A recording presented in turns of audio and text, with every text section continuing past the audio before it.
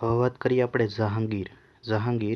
જહાંગીર છે જહાંગીરના સમયમાં બનેલ પ્રથમ સ્થાપત્ય સિકંદરાબાદ છે. સિકંદરાબાદમાં બનેલ અકબરનો મકબરો છે.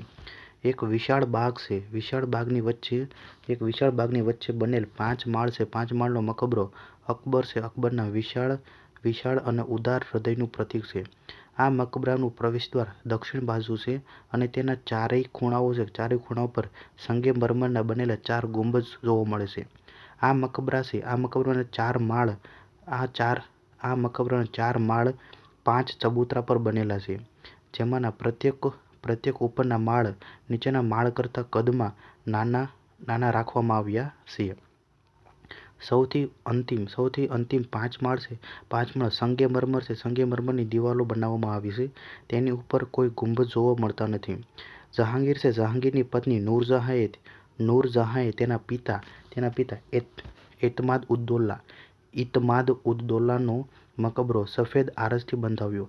જહાંગીરે લાહોરમાં પોતાના મકબરાનું નિર્માણ કરાવ્યું. તેણે કાશ્મીરમાં શાલીમાર બાગ જેવા બગીચાઓ અને લાહોરની મોતી મસ્જિદ બંધાવી હતી. શાહજહાંના સમયે વાસ્તુકળા તેના શિખર પર હતી. આથી તેને ભારતના સ્થાપત્યના રાજકુંવર તરીકે ઓળખવામાં આવે છે. આગ્રાના કિલ્લામાં આવેલી કેટલીક સંરચનાઓ શાહજહાંના શાસનકાળ દરમિયાન બનેલી. આગ્રાના કિલ્લાની કેટલીક મુખ્ય સંરચનાઓ નીચે મુજબ છે.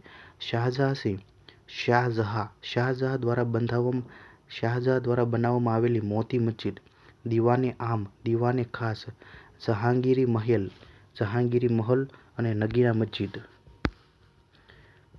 દીવાને આમ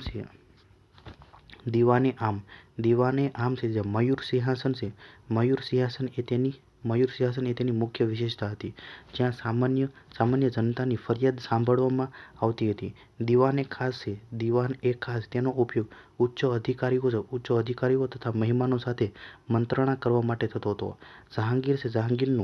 જહાંગીરનું કાલા સિંહાસન એ તેની મુખ્ય વિશેષતા હતી. વર્ષ 1983માં યુનેસ્કો દ્વારા વિશ્વ વિરાસતની યાદીમાં તેનો સમાવેશ કરવામાં આવ્યો છે.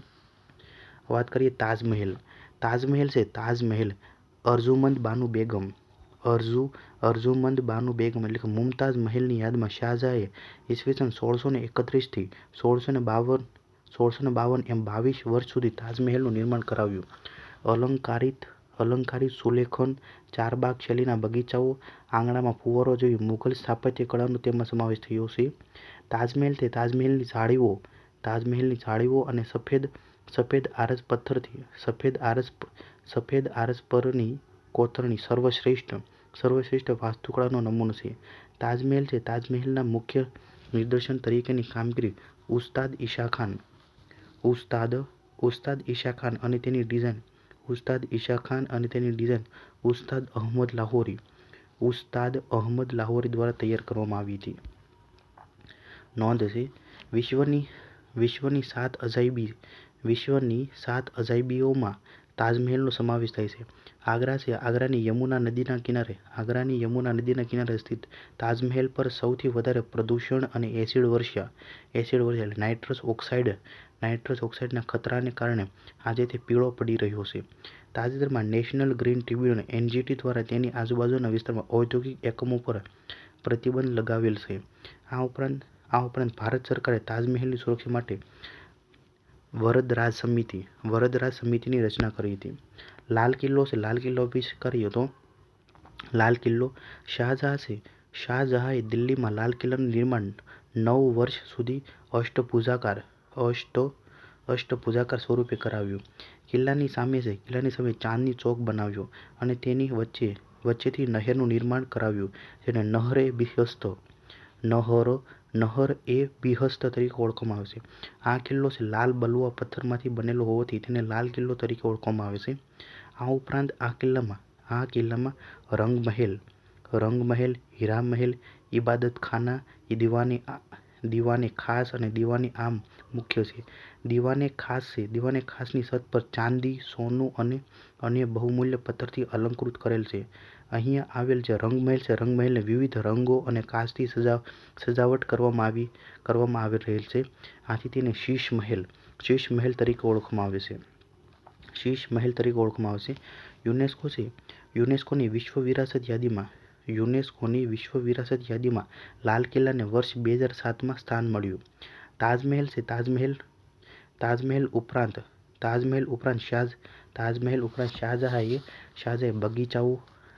ઉપરાંત શાહજહાંએ બગીચાઓ, દિલ્હીનો લાલ કિલ્લો, દિલ્હીની જામા મસ્જિદ, લાહોર છે, લાહોરનો શાલીમાર બાગ, શાહજહાનાબાદ, મયુરાસન તે ધાતુ કામનો શ્રેષ્ઠ નમૂનો છે. વર્તમાનમાં ગણતંત્ર દિવસની ઉજવણીના ભાગરૂપે લાલ કિલ્લા ખાતે ભારત પર્વની ઉજવણી કરવામાં આવે છે. ભારતીય ચલણી નાણું ₹500ની નોટ પર દિલ્હીના લાલ કિલ્લાની પ્રતિકૃતિ અંકિત કરવામાં આવેલી છે. વાત કરીએ ઔરંગઝેબનો સમય એ મુઘલ યુગની પડતીની શરૂઆતનો ગણી શકાય છે. છતાં પણ તેમના સમયમાં અતાઉલ્લા ખાન એટલે કે ઉસ્તાદ લાહોરીના પુત્ર અને હિન્દુ સ્થપતિ હંસપત રાય થયા. મહારાષ્ટ્રના ઔરંગાબાદમાં તેમણે પોતાની પત્ની રબિયા દુરાનીની યાદમાં મકબરો બંધાવ્યો, જેની પ્રતિકૃતિ તાજમહેલ જેવી હોવાને કારણે તેને બીજો તાજમહેલ તરીકે કે દક્ષિણના તાજમહેલ તરીકે ઓળખવામાં આવે છે. તેને બીબી કા મકબરા તરીકે પણ ઓળખવામાં આવે છે. દિલ્હી છે. દિલ્હીના લાલ કિલ્લામાં તેમણે પોતાની પત્ની જીન્નત મહલની યાદમાં મોતી મસ્જિદ બનાવી હતી. વાત કરીએ પ્રાંતીય શૈલી. આ સમયમાં ઇન્ડો ઇસ્લામિક શૈલીનો સ્થાનિક સ્થાપત્ય શૈલી પર પ્રભાવ શરૂ થયો. ઉદાહરણ તરીકે બંગાળ, બીજાપુર, જોનપુર અને માંડુ જે પ્રાંતીય વાસ્તુકળાના વિકાસના મહત્વપૂર્ણ કેન્દ્રો હતા. રાજપૂત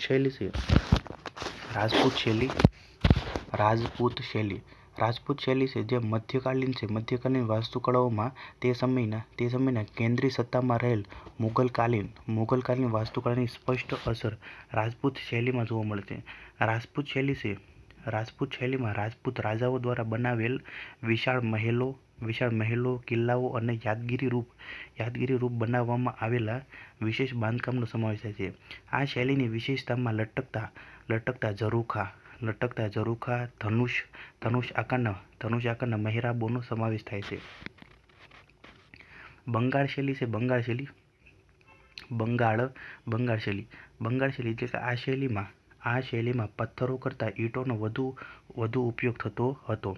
મસ્જિદોમાં મુખ્યત્વે બંગાળી છતોનું નિર્માણ કરવામાં આવતું હતું. કેટલાક સ્થળોએ કાળા આરસ પથ્થરનો પણ ઉપયોગ થતો હતો. આ શૈલીના ઉદાહરણોમાં ગૌતમ રસુલ મસ્જિદ એટલે કે ગોળ, અદીના મસ્જિદ જે પંડુઆ, ઝફર ખાન ગાજીનો મકબરો, સોના મસ્જિદ વગેરેનો સમાવેશ થાય છે. માળવા શૈલીમાં વાત કરીએ તો માળવામાં ધાર અને માંડુની વાસ્તુકળા માળવા શૈલીના પ્રમુખ ઉદાહરણ છે.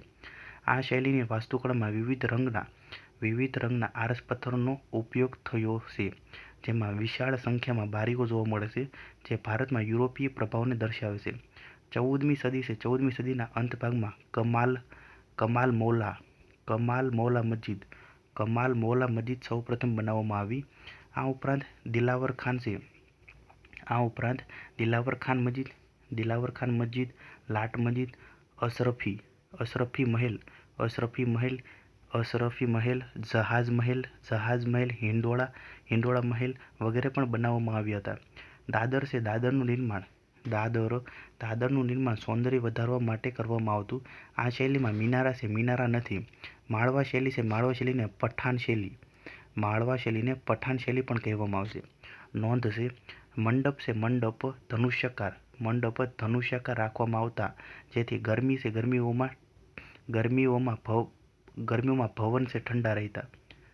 પરિસર છે, પરિસરમાં જળના સંગ્રહ માટે કૃત્રિમ જળાશયોનું નિર્માણ કરવામાં આવતું.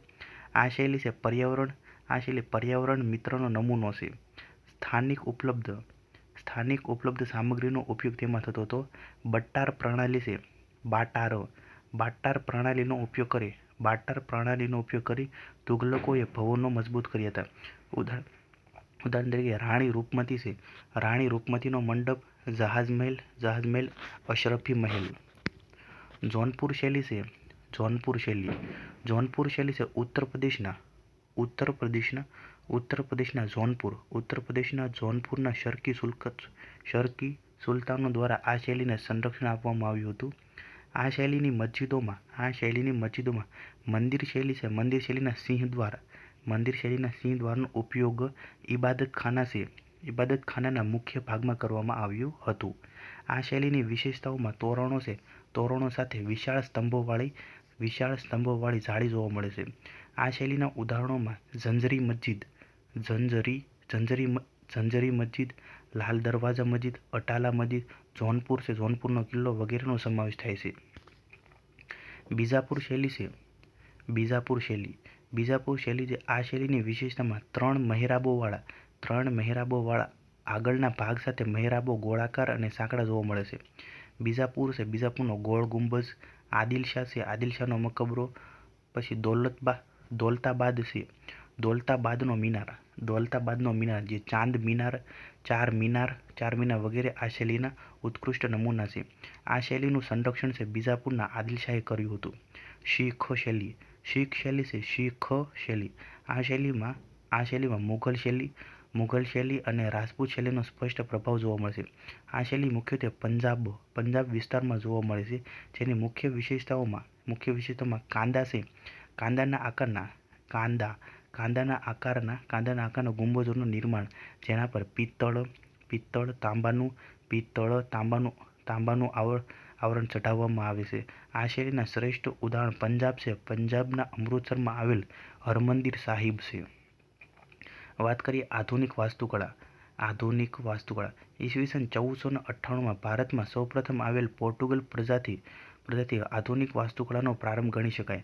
ત્યારબાદ ડચ, ડેનિશ, અંગ્રેજ અને અંતિમ ફ્રેન્ચ પ્રજાએ ભારતમાં વાસ્તુ સ્થાપત્યકળા ક્ષેત્રે પોતાનું પ્રદાન દેશની આઝાદી સુધી આપ્યું. આ ઉપરાંત તેમના દેશમાંથી લાવેલી અવનવી તકનીકોના પરિણામ સ્વરૂપ એક નવા યુગનો પ્રારંભ થયો. પોર્ટુગીઝોની વાસ્તુકળાનો પ્રભાવ.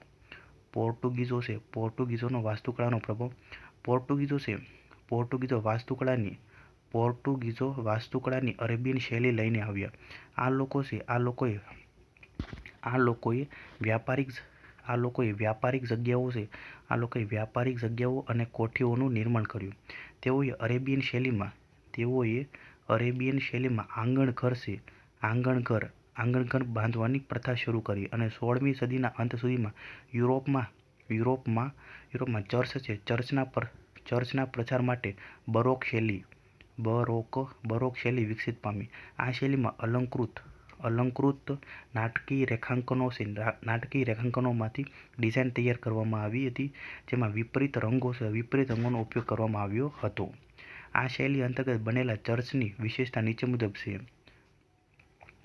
ઈસવીસન 1619માં ગોવામાં સે કેથેડ્રલ ચર્ચનું નિર્માણ થયું. આ ચર્ચ છે પોર્ટુગીઝ ગોથિક શૈલીમાં બનાવવામાં આવ્યું.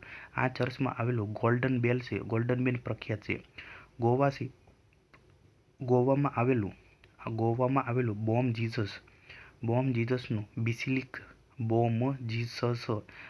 જીસસનું બેસિલિકનું ચર્ચનું નિર્માણ બરોક શૈલીમાં તૈયાર થયેલું છે.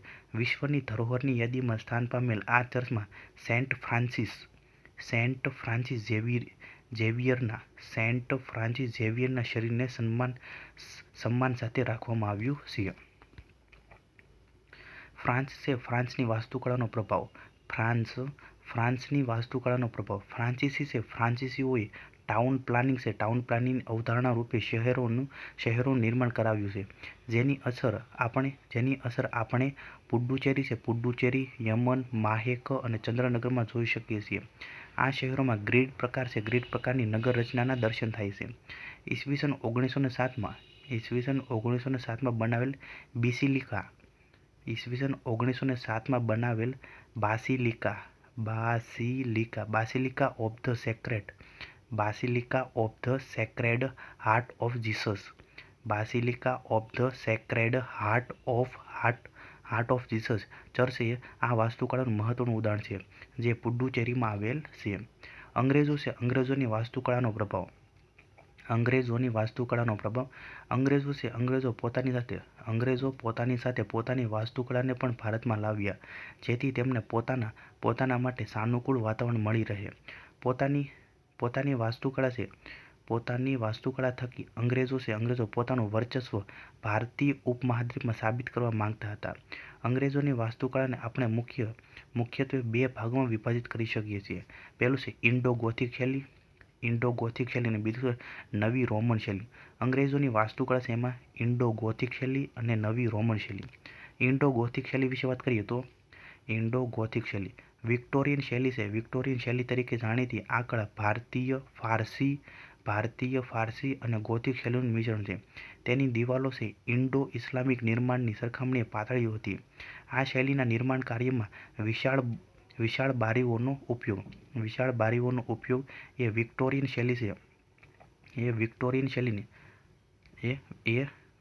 શૈલીની વિશેષતા છે. બ્રિટનનો પ્રભાવ હોવાને કારણે ખાસ પ્રકારના બ્રિટનના સ્થાપત્યના નિયમોનું પાલન આવશ્યક કરવું પડતું. અંગ્રેજો ખાસ કરીને આ શૈલીનો ઉપયોગ સરકારી કચેરી, આરામગૃહ, રેલવે સ્ટેશન, પોસ્ટ ઓફિસ માટે કરતા હતા.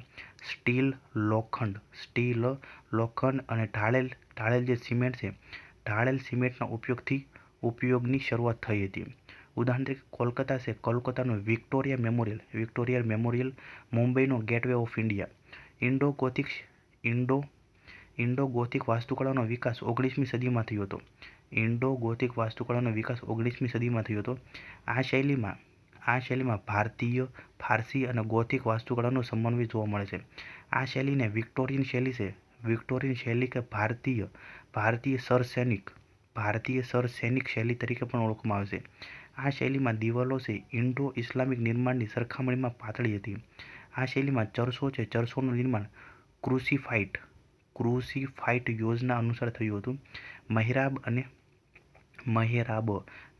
અને વિશાળ બારીઓ તેની વિશેષતા હતી. ઇન્ડો ગોથિક શૈલીના પ્રમુખ ઉદાહરણો કોલકાતા ખાતે વિક્ટોરિયા મેમોરિયલ, ફોર્ટ વિલિયમ અને રાજભવન. મુંબઈમાં આવેલું છે વિક્ટોરિયા ટર્મિનસ અને ગેટવે ઓફ ઇન્ડિયા. દિલ્હીમાં સચિવાલય પરિસર. અલ્હાબાદ પ્રયાગરાજમાં જે સંત કેથેડ્રલ. શિમલામાં માઇકલ કેથેડ્રલ. નવી રોમન શૈલી આ શૈલીમાં નિર્માણની મિશ્રિત પ્રકૃતિને લીધે સાદગી, આધુનિકતા અને ઉપયોગિતામાં છૂટછાટ લેવામાં આવતી. પશ્ચિમી વાસ્તુશિલ્પ આકૃતિઓને આકાર આપવા ઉત્તમ કળા તત્વોનો ઉપયોગ વધારે કરવામાં આવ્યો. આ શૈલીમાં સાદગી, આધુનિકતાની સાથે ભારતમાં ચાલી આવેલ બધી સંસ્કૃતિનો સંગમ જોવા મળે છે. ઉપરના ઊંધા ઘુમ્મટ છે. ઊંધા ઘુમ્મટની અવધારણા આ સમયે પ્રચલિત થઈ. ઉદાહરણ તરીકે સુપ્રીમ કોર્ટ અને રાષ્ટ્રપતિ ભવનના મથાળે આવેલ ઘુમ્મટો. દિલ્હી વાત કરીએ તો અંગ્રેજો દ્વારા ઈસવીસન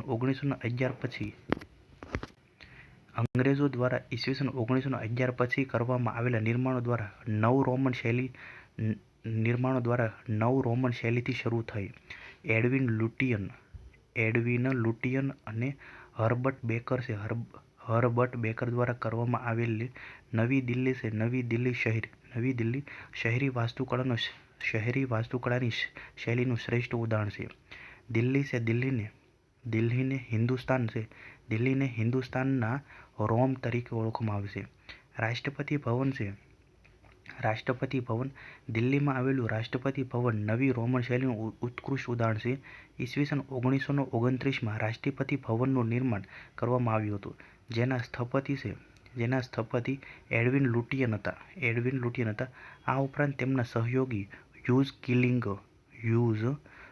કિલિંગ, અલ રશીદ, સુઝાનસી અને શોબ્સી હતા. રાષ્ટ્રપતિ ભવન એ ભારતનું સૌથી વિશાળ રહેણાંકી મકાન છે, જેમાં 4 માળ અને 340 ઓરડા છે. લાલ પથ્થરથી નિર્મિત રાષ્ટ્રપતિ ભવનનો મુખ્ય ગુંબજ સાંચીના સ્તૂપને અને તેની જાળીઓ મુઘલ સ્થાપત્ય શૈલીને મળતી આવે છે. હવે વાત કરીએ આપણે સંસદ ભવન. તેના વાસ્તુકાર છે એડવિન લુટિયન અને હર્બર્ટ બેકર હતા, અને તેને બનાવવામાં 6 વર્ષ લાગ્યા હતા. તેના વિશાળ વૃત્તાકાર ક્ષેત્રમાં લોકસભા, રાજ્યસભા અને પૂર્વવર્તી ગ્રંથાલય છે. 15મી ઓગસ્ટ 1948ના રોજ બ્રિટિશ શાસન દ્વારા ભારતીય સંવિધાનનું નિર્માણ આ ખંડમાં થયું હતું. નોંધ છે, ભારતમાં દિલ્હી ઉપરાંત બીજા બે સ્થળે રાષ્ટ્રપતિ ભવનો આવેલા છે, જેમાં હૈદરાબાદ ખાતે આવેલું રાષ્ટ્રપતિ ભવનનું નામ નિલયન ભવન અને શિમલા ખાતે આવેલું રાષ્ટ્રપતિ ભવન રિટ્રીટ ભવન તરીકે ઓળખાય છે. દિલ્હીમાં આવેલ રાષ્ટ્રપતિ ભવનનું જૂનું નામ રીગલ બિલ્ડિંગ હતું. ભારતમાં વડાપ્રધાન મંત્રીમંડળના શપથવિધિ સમારોહ અહીં યોજાય છે. ભારત રત્ન, પદ્મ વિભૂષણ, પદ્મભૂષણ, પદ્મશ્રી કે રમતગમત ક્ષેત્રના ખેલ રત્ન, અર્જુન પુરસ્કાર, દ્રોણાચાર્ય પુરસ્કાર વગેરે પુરસ્કાર વિજેતાઓને રાષ્ટ્રપતિ ભવન ખાતે સન્માનિત કરવામાં આવે છે. સંસદ ભવનના નિર્માણનો પ્રારંભ બ્રિટિશ વાઇસરોય લોર્ડ ઇરવિનના સમયથી થયો હતો. વાત કરીએ ઇન્ડિયા ગેટ. દિલ્હીમાં આવેલું ઇન્ડિયા ગેટ, જે પ્રથમ વિશ્વયુદ્ધમાં શહીદ થયેલા ભારતીય સૈનિકોની સ્મૃતિ સ્વરૂપે છે, જેમાં તેમના નામો અંકિત કરેલા છે. 42 મીટર ઊંચા આ વિશાળ દ્વારનું નિર્માણ લાલ રેતાળ પથ્થરથી ઈસવીસન 1921માં કરવામાં આવ્યું હતું. તેના વાસ્તુકાર એડવિન લુટિયન હતા. હવે વાત કરીએ આપણે સુભાષચંદ્ર બોઝની પ્રતિમા.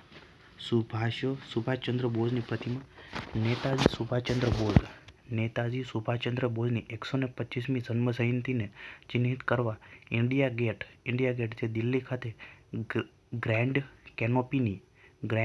કેનોપીની નીચે તેમની ગ્રેનાઇટની પ્રતિમા સ્થાપિત કરવામાં આવી છે. આ પ્રતિમાને 28 ફૂટ અને પહોળાઈ 6 ફૂટ ઊંચા મોનોલિથિક ગ્રેનાઇટ પથ્થરોમાંથી કોતરવામાં આવી છે. તેનું વજન 65 મેટ્રિક ટન છે. આ પ્રતિમાના મુખ્ય શિલ્પકાર શ્રી અરુણ યોગરાજ છે. આ પ્રતિમાની જગ્યાએ અગાઉ જ્યોર્જ પંચમનું સ્ટેચ્યુ હતું, જેને 1960ના દાયકામાં ત્યાંથી ખસેડીને કોરોનેશન પાર્ક ખાતે મૂકવામાં આવ્યું હતું. હવે વાત કરીએ આપણે સેન્ટ્રલ વિસ્ટા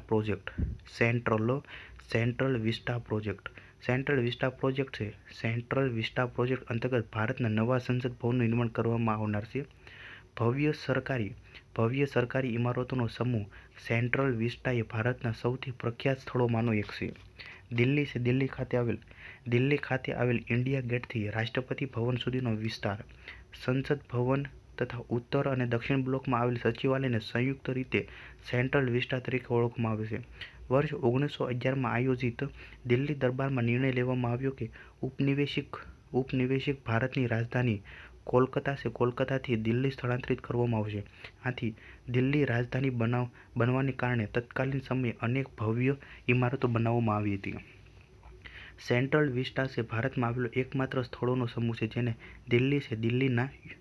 દિલ્હીના યુનિફાઇડ બિલ્ડિંગ બાય લોઝ દ્વારા ગ્રેડ 1નો દરજ્જો આપવામાં આવ્યો છે. આ સ્થળ પર આવેલી ઇમારતોની ડિઝાઇન ભારતના હિન્દુ મંદિરો તથા લાલ પથ્થરોમાંથી બનાવવામાં આવેલ મુઘલ કિલ્લાઓથી પ્રેરિત છે. વાત કરીએ નવા સંસદ ભવનની વિશેષતા. નવા સંસદ ભવનની વિશેષતા. નવા સંસદ ભવનની રચના ત્રિકોણ આકારમાં કરવામાં આવશે, જેમાં 4 માળ હશે તથા તેના ઉપરના ભાગ પર રાષ્ટ્રીય ચિહ્ન રાખવામાં આવશે. ભારત છે આ ભવનની છતોને ફ્રેસ્કો ચિત્રકળા અને પરંપરાગત ડિઝાઇન ધરાવતા કાર્પેટથી સુશોભિત કરવામાં આવશે. આ ઉપરાંત જૂના સંસદ ભવનની કેટલીક લાક્ષણિકતાઓના ભાગરૂપે નવા સંસદ ભવનની દિવાલો પર શ્લોકો કોતરવામાં આવશે. આ નવા સંસદ ભવનના બાંધકામમાં જૂના સંસદ ભવનની જેમ જ રાજસ્થાનમાં આવેલ ધોલપુર સ્થળના પથ્થરો સાથે લાલ રંગના ગ્રેનાઇટ પથ્થરોનો ઉપયોગ કરવામાં આવશે. નવા સંસદ ભવન લોકસભા, રાજ્યસભા અને સેન્ટ્રલ લોન્જને રાષ્ટ્રીય પ્રતીકો અનુક્રમે રાષ્ટ્રીય પક્ષી મોર, રાષ્ટ્રીય ફૂલ કમળ અને રાષ્ટ્રીય વૃક્ષ વડની થીમ પર તૈયાર કરવામાં આવશે. નવા નિર્માણ થનારા સંસદ ભવનમાં લોકસભા માટે 888 બેઠકો, રાજ્યસભા માટે 384 બેઠકો તથા સંયુક્ત સભા માટે 1272 જેટલી બેઠકોની વ્યવસ્થા કરવામાં આવશે. આ ઇમારતનું બાંધકામ છે ટાટા પ્રોજેક્ટ લિમિટેડ તથા ડિઝાઇન છે ગુજરાતથી HCP design planning and management company દ્વારા કરવામાં આવશે. હવે વાત કરીએ આપણે સ્થાપત્યકારો એમાં જોસેફ સ્ટેઇન. તેઓ મૂળ અમેરિકન સ્થપતિ જેમણે દિલ્હી ખાતે ત્રિવેણી કલા સંગમ, શ્રીધરની art gallery, India international centre, Aligarh Muslim યુનિવર્સિટીમાં સાર્વજનિક શિક્ષા કેન્દ્ર અને કેનેડી ઓડિટોરિયમનું નિર્માણ કરાવેલું. વર્ષ 1992માં તેમને પદ્મશ્રીથી સન્માનિત કરવામાં આવ્યા હતા. Christopher Charles Beninger. વાત કરીએ ક્રિસ્ટોફર ચાર્લ્સ બેનિગર. તેમણે બેંગ્લોરમાં Azim Premji university, Ahmedabad police training centre અને મદ્રાસ નગર વિકાસ ઓથોરિટી માટે ડિઝાઇન તૈયાર કરેલી. હુડકો એટલે કે હાઉસિંગ એન્ડ અર્બન ડેવલપમેન્ટ કોર્પોરેશનની મદદથી હૈદરાબાદમાં સામાન્ય નાગરિકો માટે વસાહતની ડિઝાઇન બનાવી હતી. ભારત ઉપરાંત તેમણે ભૂટાન, શ્રીલંકા અને નેપાળ દેશમાં પણ નિર્માણ કાર્યો કરેલા છે. હાફિઝ કોન્ટ્રાક્ટર. તેઓ બોમ્બે ધરોહર સમિતિના મુખ્ય હસ્તીઓમાંના એક છે અને પ્રભાવશાળી તેમજ વાસ્તુકલા ક્ષેત્રમાં મૌલિકતાથી ઉપર છે. તેઓ સંરક્ષણવાદના વિરોધી હતા અને તેમનું માનવું હતું કે હરિત ભવન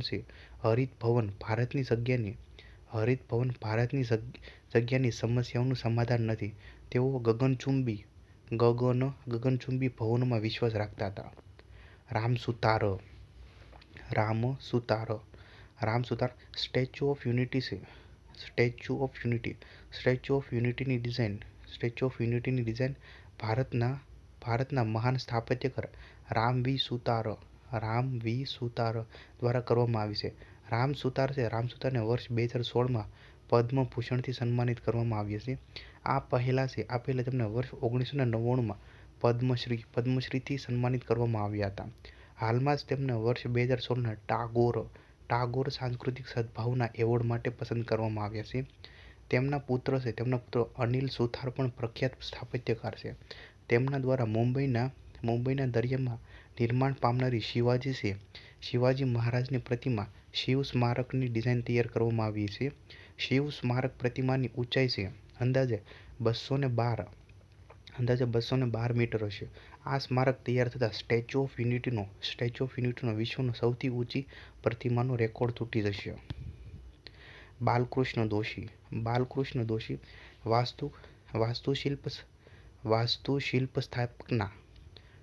વાસ્તુશિલ્પ સંસ્થાના સ્થાપક બાલકૃષ્ણ વિઠ્ઠલદાસ દોશીનો જન્મ ઈસવીસન 1927માં પુણેમાં થયો હતો. તેઓ ફ્રેન્ચના મહાન આર્કિટેક્ટ ગણાતા લા કોર્બુઝિયર લા કાર્બુઝિયર અને લુઈસ કાહાન સાથે કામ કરી ચૂક્યા છે. બાલકૃષ્ણ દોશી ભારતના લા કાર્બુઝિયર તરીકે ઓળખે છે. બાલકૃષ્ણ દોશી ભારતના લા કાર્બુઝિયર તરીકે ઓળખે છે. બાલકૃષ્ણ દોશીએ લી કાર્બુઝિયર દ્વારા બનાવેલ જે સંસ્કાર કેન્દ્ર છે, સંસ્કાર કેન્દ્રમાં મદદ કરી હતી. તેઓ પ્લાન સિટી એટલે કે સુનિયોજિત શહેર અને સસ્તા મકાનો માટે સંશોધન કાર્ય કરતા હતા. તેમને લંડનની સંસ્થા રોયલ ઇન્સ્ટિટ્યૂટ ઓફ બ્રિટિશ આર્કિટેક્ચરમાં સભ્યપદ આપવામાં આવ્યું હતું. અમદાવાદમાં સ્કૂલ ઓફ આર્કિટેક્ચર જે હાલમાં CEPT તરીકે ઓળખાય છે, ની સ્થાપના તેમના પ્રયાસોથી થઈ હતી. દક્ષિણ એશિયાઈ વાસ્તુકલાના ક્ષેત્રમાં મહત્વપૂર્ણ યોગદાન આપનાર બાલકૃષ્ણ દોશી છે. બાલકૃષ્ણ વિઠ્ઠલદાસ દોશીએ Gandhi labour institute for Indology IIM Ahmedabad અને IIM બેંગ્લોરના ભવનનું નિર્માણ કર્યું હતું. બાલકૃષ્ણ દોશી ગુજરાતના મહત્વના શિલ્પી છે, જેમને ચિત્રકાર MF હુસૈન સાથે મળીને અમદાવાદમાં શિલ્પ અને ચિત્રકલાના ઉત્તમ નમૂના સ્વરૂપે હુસૈન દોશી ગુફાનું નિર્માણ કરાવ્યું હતું. વિશ્વનો સૌથી શ્રેષ્ઠ સ્થાપત્ય ક્ષેત્રનો પ્રિત્ઝકર એવોર્ડ પ્રાપ્ત કરનાર તેઓ એકમાત્ર ભારતીય છે.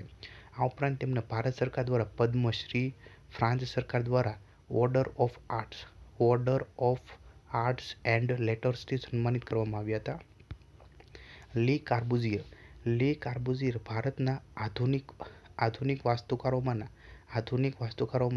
એક છે અને તેઓ ચંદીગઢ નગરના વાસ્તુકલાના રૂપથી ઇતિહાસમાં અમર થઈ ગયા છે. તેમણે 3 ચરણમાં નગરનું નિર્માણ કર્યું હતું, 3 ખંડોમાં વિભાજિત કર્યા હતા. પ્રથમ ખંડ શીર્ષ હતું, જેમાં પ્રશાસનિક, રાજનૈતિક, નોકરશાહી ભવનમાં રાખવામાં આવતા. બીજો ખંડ છે શરીર અને ત્રીજો ખંડ છે પાદ છે. અમદાવાદની આજુબાજુના વિસ્તારો તેમની આગવી શૈલીનું ઉત્તમ ઉદાહરણ છે. ચાર્લ્સ કોરિયા તેઓ શહેરી વાસ્તુકલા અને સ્થાનિક યોજના માટે પ્રસિદ્ધ છે. તેમનો જન્મ સિકંદરાબાદમાં થયો હતો. 20મી સદીના સૌથી સારા નગરનું નિર્માણ કરનાર અને જાણીતા વાસ્તુકારોમાંના એક માનવામાં આવે છે. તેમણે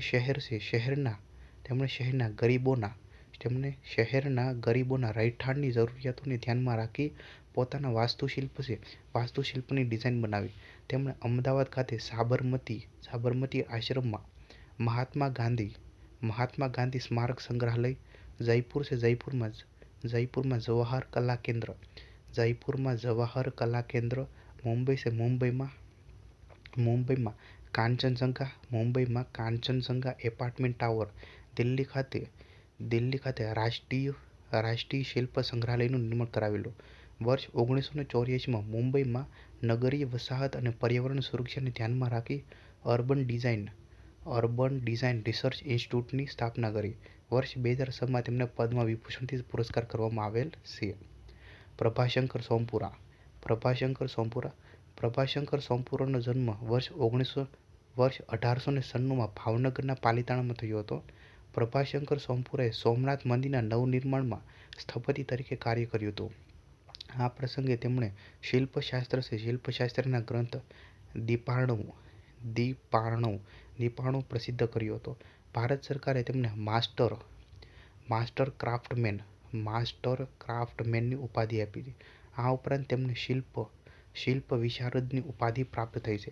આ ઉપરાંત તેઓ વિઠોબા મંદિર, મહારાષ્ટ્રમાં આવેલું છે વિઠોબા મંદિર, અંબાજીમાં આવેલું અંબાજી મંદિર, શામળાજી મંદિરનો જીર્ણોદ્ધાર, લકુલિશ મંદિર છે કાયાવરોહણ વડોદરા ખાતે, રાણી સતી મંદિર અમદાવાદ, શહીદ સ્મારક છે અમદાવાદ,